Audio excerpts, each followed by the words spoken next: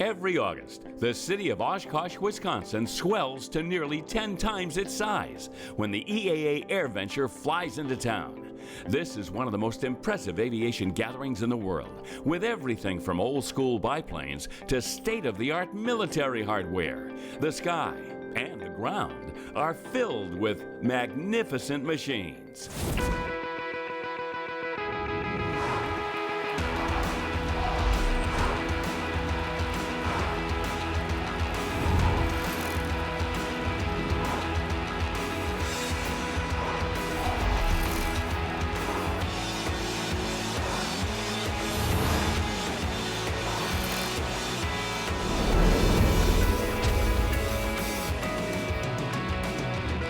Hello and welcome. I'm Bill Stevens in Oshkosh, Wisconsin for EAA's Airventure, the 50th anniversary of one of the longest running and certainly unique aviation events in the entire world. In fact, there's so much here, there's no way we can show you everything on this show. However, we wanted to start out by showing you the Warbirds of America. This is Vic Krause. He's the chairman of Warbirds of America. They are vintage military combat aircraft and everybody loves them. We got something for everybody here, Bill.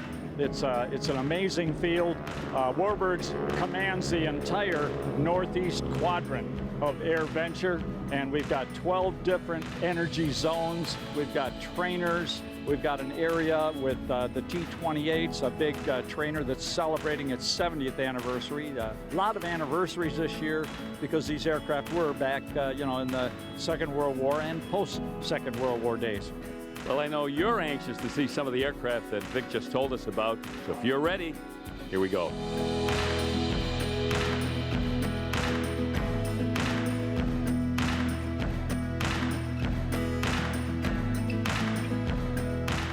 Well, if you're familiar with World War II military aircraft, you probably know this is a P-51 Mustang, but it's a pretty special one of the very earliest prototypes and the first one put into U.S. service.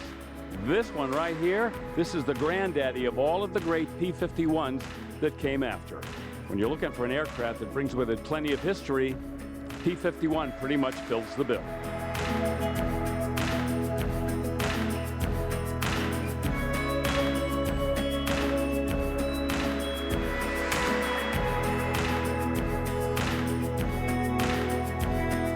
The P-51 is the poster child for combat aviation in World War II.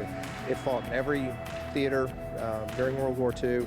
It was fuel efficient, more so than the other American fighters, and it helped escort the bombers all the way to Germany and back and then over the Pacific. So that was its importance, and it was a phenomenal fighter as well. It could turn with the best of them, and it was a very potent adversary in the sky.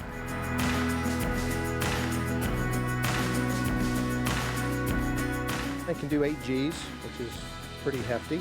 Top speed's 427 miles per hour. It didn't have the huge, like 2,000 plus horsepower motors that the Corsairs and the P-47s had, but it's more aerodynamic. It's a very physical, loud, visceral experience, and it's an honor, honestly, to be able to be a caretaker of this piece of history for now. This airplane's nicknamed Lopes Hope because we're honoring Don Lopez, who was in World War II and flew P-40s and P-51s. Later went on to actually becoming the curator of the Smithsonian. Was a very, very well-liked and respected individual, and he flew Mustangs during the war, specifically C models. Why was this plane so formidable? It was the first airplane that could actually escort the bombers, fight a fight, and turn around and make it back. Nobody else could quite get there.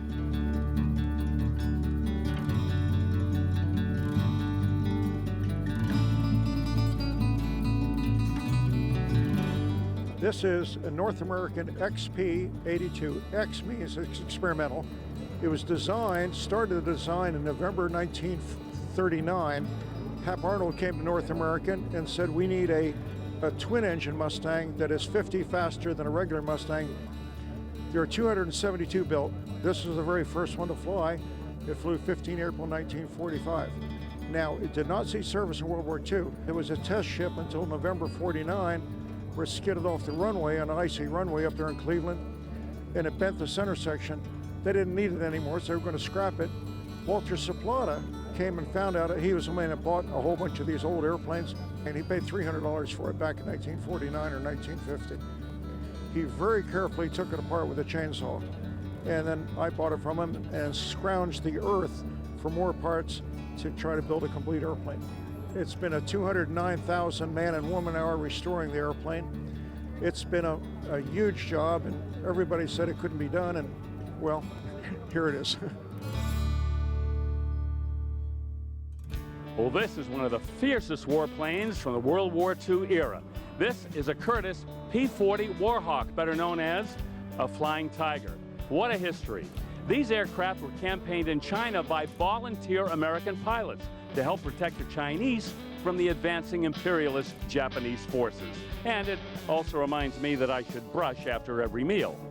Anyway, when we come back, we'll join the Navy and see some of the warbirds that made history from their perspective when we come back to Top Coat's Magnificent Machines.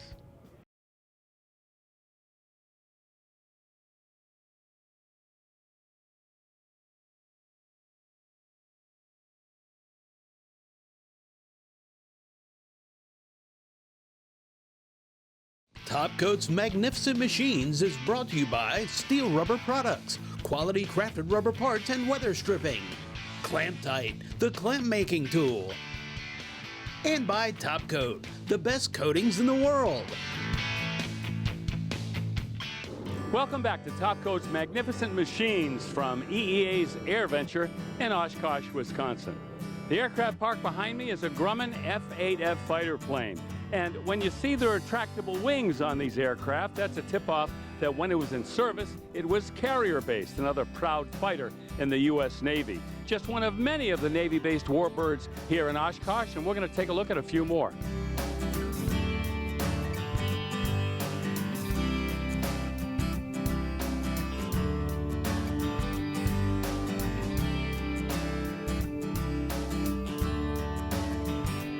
These aircraft right here had such a major role in World War II, didn't they?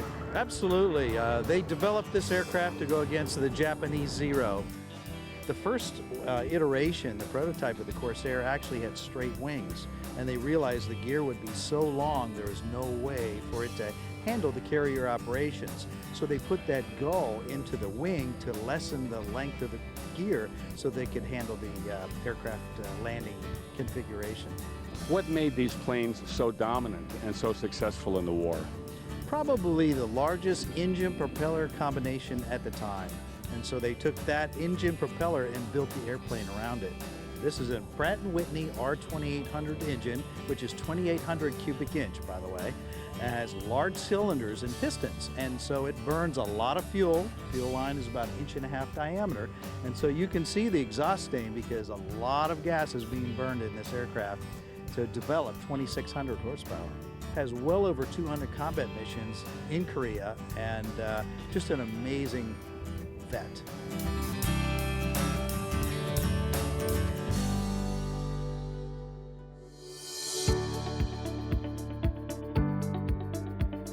Our next warbird, the TBM Avenger, is well known as the plane flown by former President George H.W. Bush, and this model, owned by Brad and Jane Deckert, travels the country as a tribute to the men who flew these planes in combat.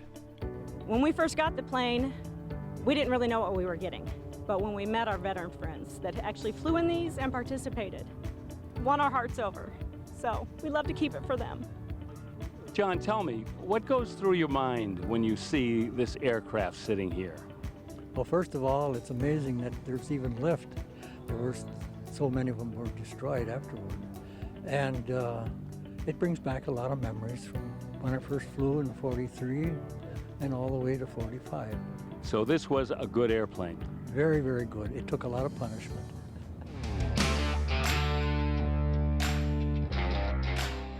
F-11 works on everything, including aircraft. You can use F-11 on every square inch of this aircraft. And it works awesome. Not only will it make it look new and look shinier and look great, it'll also reduce the drag in making this plane more efficient and have better fuel economy in the air. Right, Scott? Well, yeah. I mean, really, what does it come down to with aircraft? It's performance and it's safety at the end of the day. And when it comes to performance, F11 really is an amazing product on that. You're talking about coating and protecting every square inch, but you're also improving the aero, dynamics of it, the efficiency of it, the speed of the aircraft with Top Coat F11. That's right. And also safety. Like Scott, you can do a lot of things with F11 that make it safer for an aircraft. Absolutely. We get this a lot where we have a lot of pilots tell us this all the time. But one is, hey, what'd you do to my plane? You made it faster, which is funny. But more importantly, safety, right? Because F11 can be used on every surface, when it comes to your acrylics, your windshields, all your glass, okay, F11 tremendously helps with that, because what are you doing? You get micro scratches in those materials. F11 will actually help fill that in and make it where visibility is more enhanced. That's the whole beauty of F11. That's right. So not only will it look new, when the sun hits that windshield, the pilot will be able to see much better, because normally those spider webs and swirl marks will blind you when the sun hits it, but F11 reduces that. Yeah, significantly. So whether it's performance and safety or just general appearance, your leading edges of your wings, keeping it clean from the dirt, the dust, the debris, obviously, F11 is definitely your go-to product on that. So if you want to learn more, you can go to our website at topcoat.tv. When we return to the EAA Airventure 2019, we'll turn our attention to the bombers that flew in World War II. We'll even fly along with a B-25 on a mock mission. So stay tuned for more of Top Coat's magnificent machines.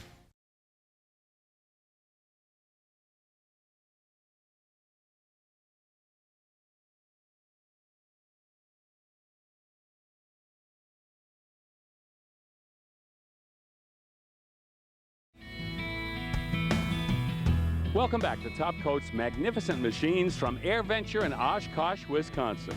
Well, so far we've seen some of the most formidable fighter planes in World War II history, but parked behind me, that's a B-17 Super Fortress, one of the bedrock aircraft from America's bombing campaign during World War II.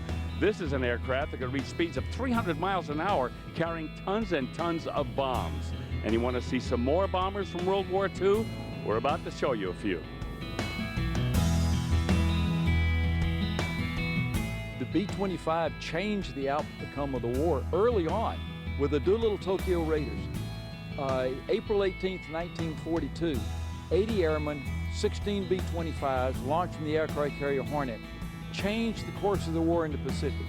This particular airframe you're looking at was built in fall of 1944.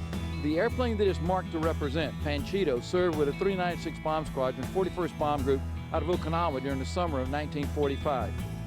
My airplane is not painted, and during the war, paint takes up a lot of weight, it slows down production time, and even in the theaters of war, many crew chiefs would get so proud they'd take flour and they would buff and polish their airplane, because this airplane actually is harder to see in the air than one painted like next door. Dark green, that's real easy to see in the air. This makes it harder to see.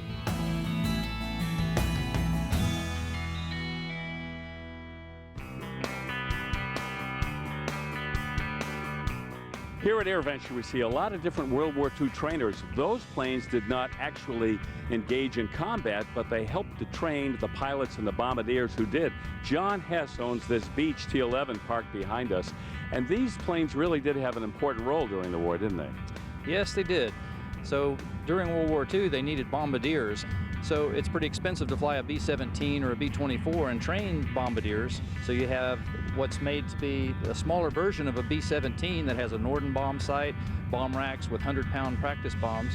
These guys would be able to just practice on and on until they got their accuracy right before they transfer to a B-17 or a B-24. How many of these were built and how many still exist today, do you know?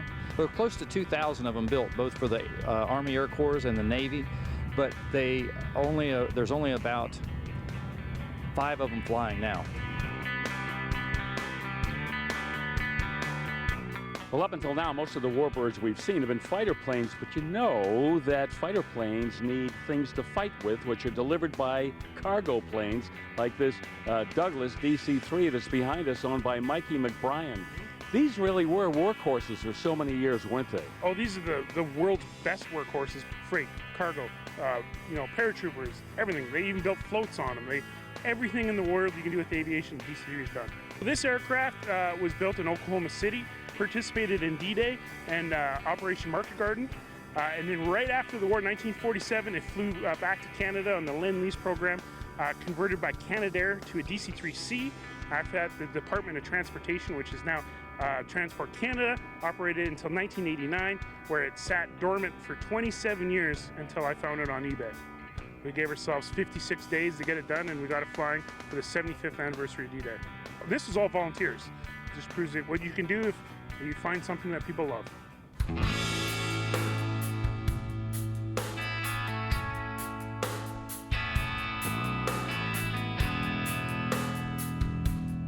Anytime you have a major event like Airventure that's been around for 50 years, you know there's been a lot of history made.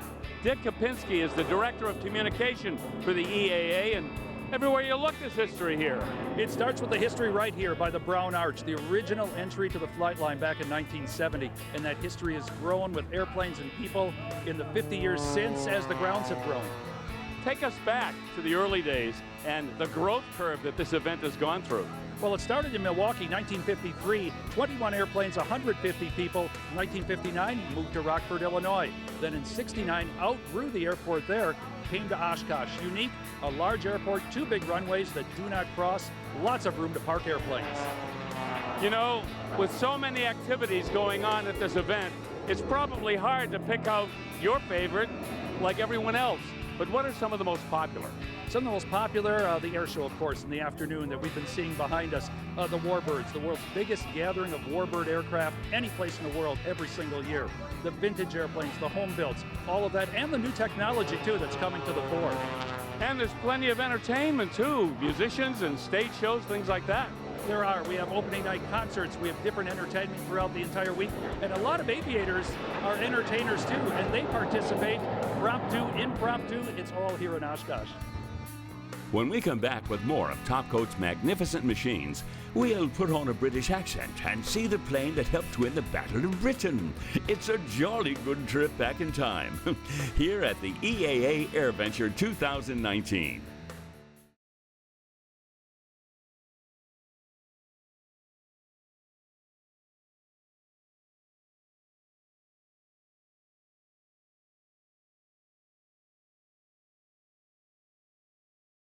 Topcoat's Magnificent Machines is brought to you by Brothers Truck Parts, your #1 source for 1947 to 87 Chevy and GMC truck restoration. AP Laser, leading the way. And by Topcoat, make life easier. Welcome back to Topcoat's Magnificent Machines from EEA's Airventure in Oshkosh, Wisconsin. Anybody who's even vaguely familiar with World War II combat aircraft is familiar with the name Mosquito, the aircraft parked behind us.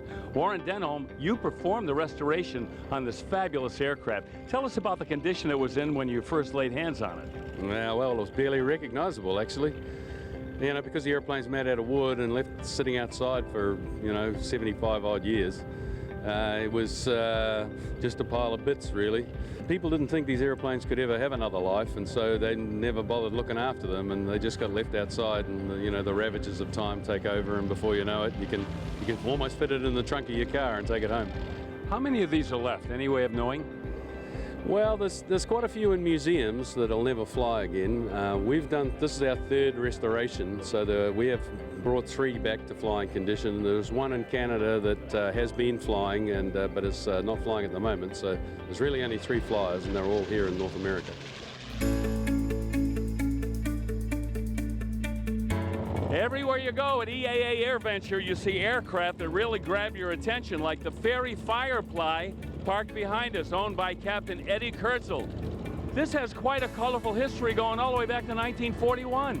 That's exactly right. The aircraft was basically the test flight in 1941. Its first combat mission was in 1944, and then it went on to the Pacific Theater, It's the first British airplane to fly over Japan, first British airplane to fly over Tokyo during the war.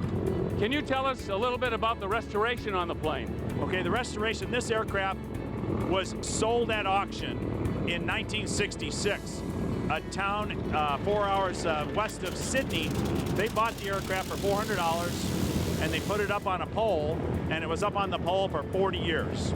And so that's where this came from, and this is a result of basically about 10 people working full-time for 8 years. It's 45,000 man-hours to complete the restoration.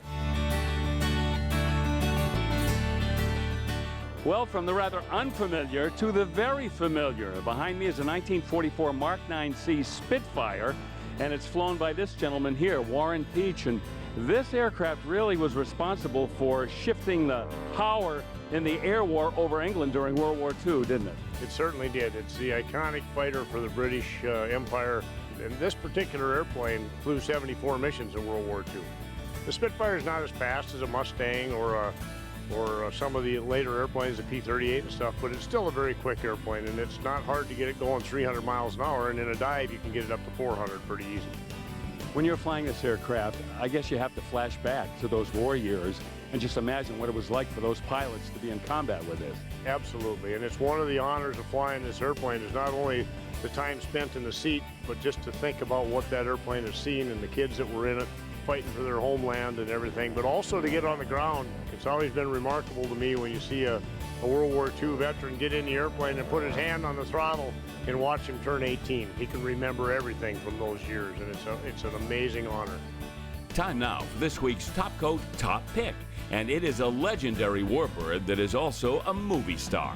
This B-25 flew with the Army Air Force during World War II and then in 1970, bearing the name Berlin Express. It was featured in the film Catch-22. It was recently overhauled by the magicians at the EAA Museum and is back in the air. That wraps up this episode of Top Coat's Magnificent Machines, but there is so much more to experience and enjoy here at Airventure 2019, and we're coming back for more next week.